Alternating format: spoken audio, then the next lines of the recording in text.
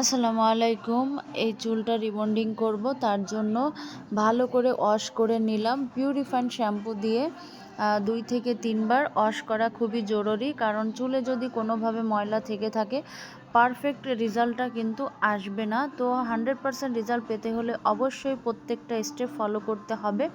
তো এখানে আমি ভিজা চুলেই ক্রিমটা অ্যাপ্লাই করে নিব। 1 নাম্বার যে ক্রিমটা ভিজা চুলে অ্যাপ্লাই করব, কারণ চুলটা হচ্ছে পাতলা এবং কালার করা এবং আগে একবার রিবন্ডিং করা। তো দেখতে পাচ্ছ 15 থেকে 20 মিনিটের ভিতরে আমার প্রসেসিং হয়ে গেছে। আমি চেক করলাম চুলটা, তো দেখলাম হয়ে গেছে। এখানে আমি ওয়াশ করে নিব এবং ওয়াশ করার পরে আমি এখানে হেয়ার মাস্ক লাগাবো। শর্ট স্কার্ফের হেয়ার মাস্ক 5 মিনিট লাগিয়ে রাখবো, যাতে চুলটা ড্যামেজ না হয়। যেহেতু কালার করা, সেজন্য মাস্ক লাগানোটাও কিন্তু জরুরি। এটা যে লাগাতে হবে এমন না, চুল বুঝে লাগালে ভালো।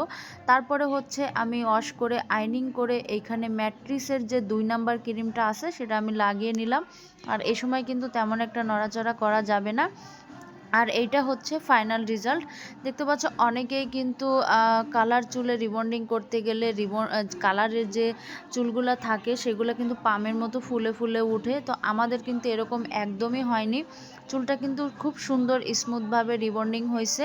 আর এরকম ভালো মানের রিবন্ডিং পেতে হলে কিন্তু অবশ্যই আমাদের সাথে যোগাযোগ করতে হবে ফারিয়া বিউটি পার্লারে। আমাদের পার্লার হচ্ছে গোপালগঞ্জ টুঙ্গিপাড়া পাটগাতি বাজার বেসিক ব্যাংকের পাশে। দূর থেকে যারা আসবে অবশ্যই নাম্বার দেওয়া থাকবে, হোয়াটসঅ্যাপ ইমো থাকবে, সেখানে তোমরা পিক দিতে পারো, দেখে প্রাইসটা বলে দেওয়া হবে। এটা সম্পূর্ণ চুলের উপরে নির্ভর করে প্রাইসটা। আর যদি ভালো লাগে তাহলে বেশি বেশি করে লাইক কমেন্ট শেয়ার করে দিতে হবে।